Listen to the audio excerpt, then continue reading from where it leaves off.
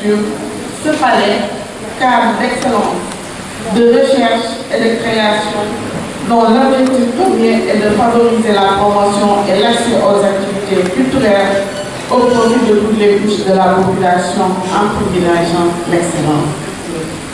La maison de la culture Boussasset, du nom de Abdoulaye Boussasset, illustre homme de lettres et figure emblématique de la culture sénégalaise, a pour entre autres mission de participer à la sauvegarde et à la promotion de notre patrimoine culturel, matériel et immatériel, tout en offrant un cadre d'expression et de créativité à toutes les générations.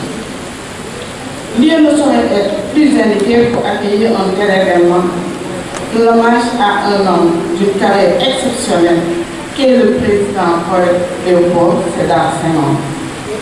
Il est peut-être banal de parler de Senghor dans ce pays dont il a été le premier président de la République, dont les œuvres de haute facture sont enseignées dans nos établissements et universités. Mais l'originalité du thème choisi, Senghor, de la plume à la cuillère, une ambition pour le Sénégal, et le résumé du combat de Senghor, son arme de prédilection, la plume.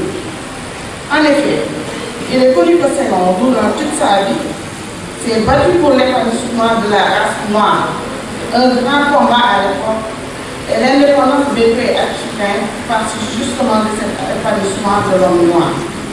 Mais Senghor, en tant qu'homme de l'ère pacifiste, a mené ce combat par ses équipes pendant que d'autres faisaient appel aux armes.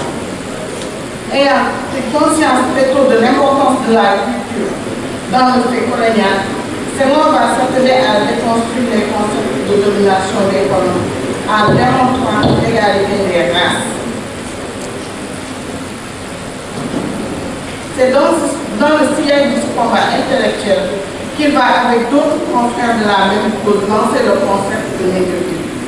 C'est un plan littéraire engagé pour la cause noire au sein duquel on trouvait plusieurs intellectuels noirs, parmi lesquels on trouve des écrivains comme Aimé Césaire, Léon Gontran Damas, Bira Bechou, Cheikh Rabe Monichara, Lester Colette et Jean Narda, femme de l'idéologie martiniquaise.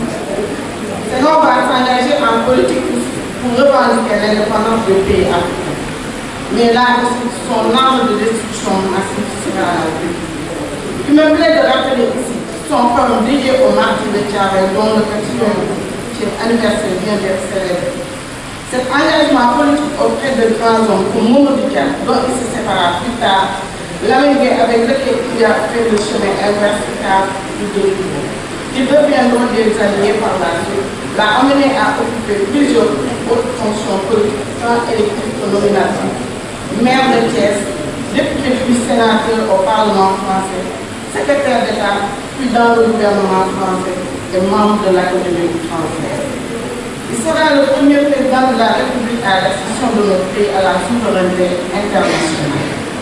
Il s'emploie dès lors à bâtir les instruments de la République, affirmer l'indépendance du Sénégal et concrétiser l'unité africaine en travaillant avec d'autres chefs d'État à créer l'organisation de l'unité africaine, ancêtre de l'actuelle Union africaine. Il n'est pas exagéré de dire c'est au fils de Yaïla que nous devons un État stable, laïque, qui fédère toutes les ethnies du pays et qui fait notre fierté. Le Sénégal peut se targuer d'être le seul pays de la sous-région est-africaine et un des rares continents à n'avoir pas connu le coup d'État, l'Afrique. Que certains ont cherché par les armes dont le résultat n'est pas probant. Le président Koweït a obtenu par la parole et par la plume, après sa démission volontaire des fonctions suprêmes. Il a lié à la postérité des institutions fortes et un État stable. Je suis sûr que le palais de cette salle, Aline Diop, créateur de présence africaine, grand intellectuel, compagnon de lutte par la plume de Senghor, participera dans la pensée à l'hommage rendu à son ami, car comme le disait un grand de cette génération, je veux nommer Birago, les morts ne sont pas morts.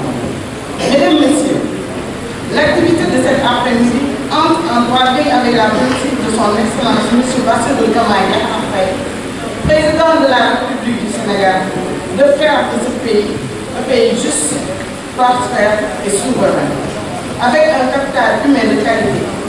Madame le ministre et le secrétaire d'État sont en train de travailler en acte concret avec la valorisation et la promotion des sports et en marque de notre pays pour les offrir en modèle à la jeune génération.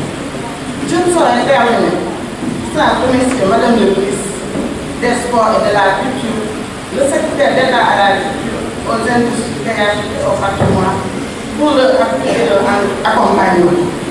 Monsieur le directeur du livre pour cette brillante exposition, tout le personnel de la Maison de la Culture d'Outre-Sec, l'administratif de l'Orchestre national, Monsieur le Président de l'Alliance africaine, le Président de la Coupe Parfait, la famille de Yann de Cotel, l'inspection d'académie et de la formation, la nouvelle orientation scolaire et partenaires de l'Outre-Sec et le grand doyen environ.